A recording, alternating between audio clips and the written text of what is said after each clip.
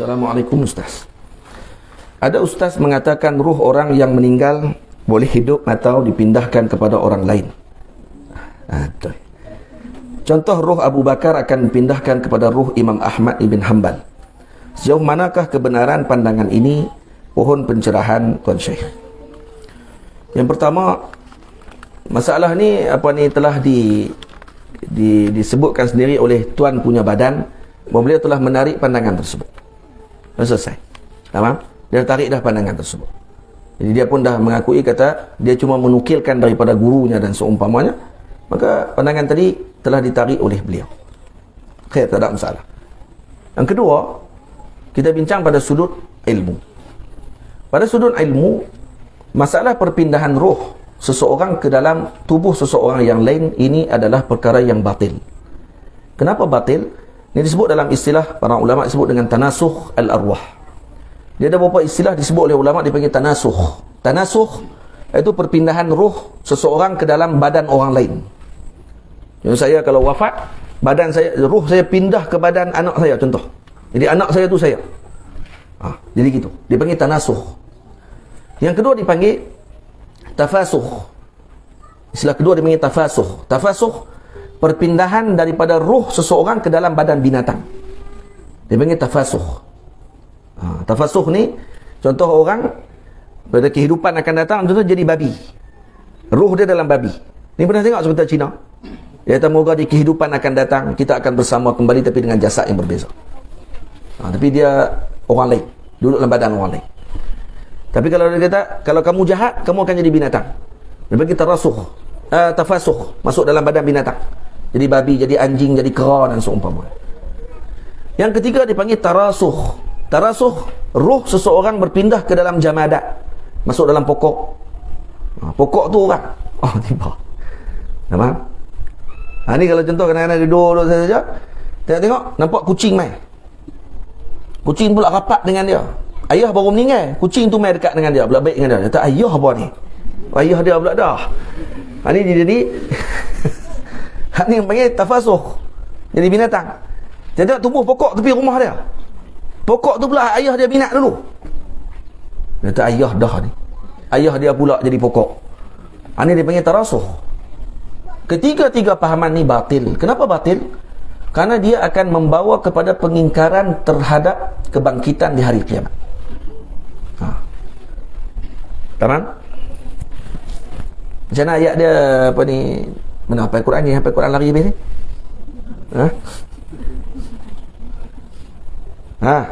Dan Quran Allah Ta'ala sebut apa? Tengok. Dan Quran Allah Ta'ala sebut, Allahumma salli ala Sayyidina Muhammad. Baik, sebelum kita masuk yang tu, perkara ni akan bercanggah dengan akal. Satu. Kerana nanti orang tak akan tahu dia siapa dia sebenarnya. Dan sekarang saya yang bercakap di depan ni, saya ni siapa dia sebenarnya? Dan saya boleh mengaku saya ni siapa-siapa pun. Sebenarnya saya bukanlah saya. Saya kan mampu lepas tu. Takkan kejam lepas tu. Lepas tu dia boleh mengaku, kata saya sebenarnya, saya adalah pancarannya Imam Syafi'i radhiyallahu anhu. Mampu. Kata Imam Syafi'i pula, patut alim, kata. Rupanya dia Imam Syafi'i. Lah kali jadi apa? Maklum balik rumah tengok kat cermin, aku ni muka aku rasanya ni. Mungkin Salomo ni. Salomo pula.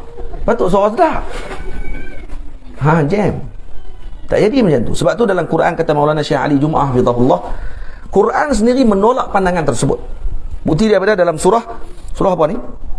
Wa kullu insanin alzamnahu ta'irahu fi 'unuqihi wa nukhriju lahu yawmal qiyamati kitaban yalqahu mansyura.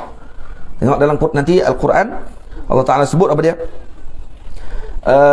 Pada hari akhirat nanti kita diberikan kepadanya dengan kitabnya sendiri. Dan kemudian disebut apa dia?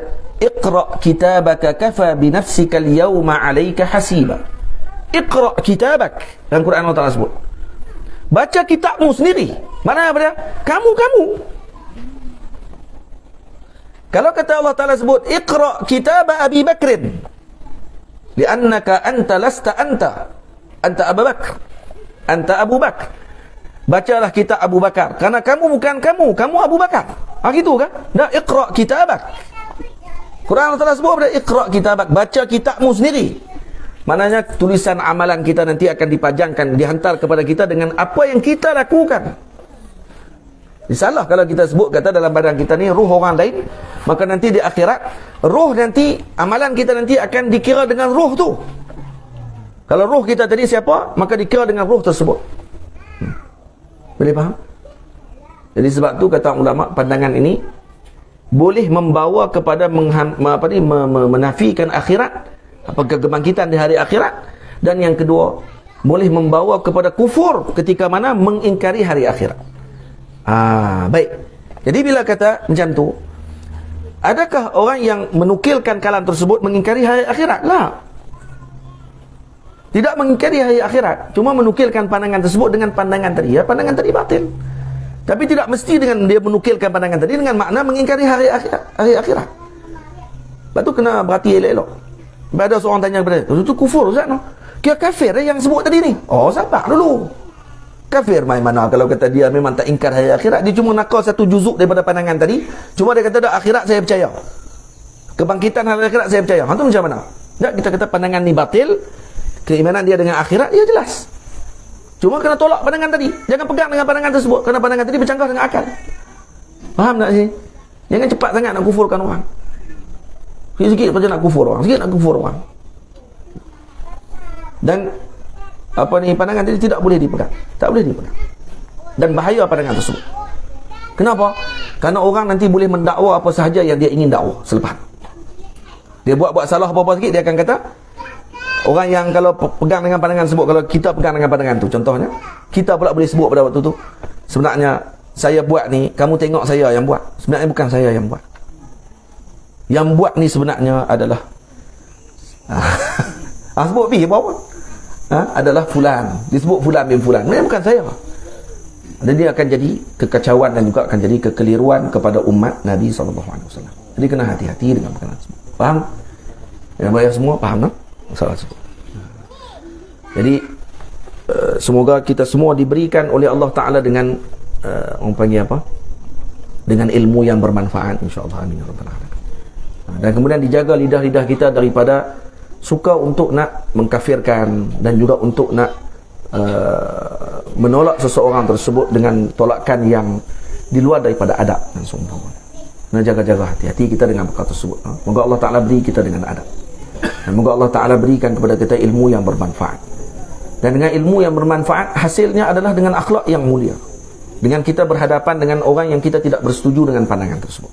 Kita tidak bersetuju dengan pandangan tidak bermakna kita akan menolak orang tersebut secara total. Tidak akan maksud kita menolak segala kebaikan yang dibawa oleh seseorang, hatta Wahabi sekalipun. Hatta Wahabi sekalipun. Saya sebut Wahabi. Adakah saya marah dengan batang tubuh Wahabi? Orang yang berpegang dengan pahaman tersebut? Kita tak bermusuh dengan orang-orang tersebut. Kita tak bermusuh dengan batang tubuh orang tadi. Yang kita tegur adalah pada pandangan tersebut. Pandangan tu yang kita tak setuju.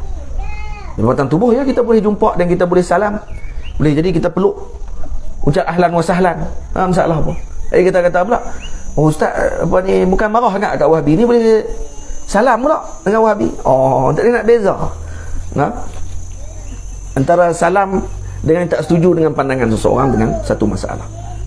Ini baru orang yang insaf, yang hati. Jadi seorang kena insaf. Sikap insaf ni, insaf dia bahasa kita yang lebih sesuai pada zaman lah untuk kita terjemah, dia insaf. Bukan insaf. Insaf tu bahasa kembali balik daripada buat salah betul insaf. Tak, ni insaf dia bahasa kita. Terjemah apa Ustaz Saleh? Bersifat adil. Insaf ni bersifat adil, bersifat orang panggil apa? Rational.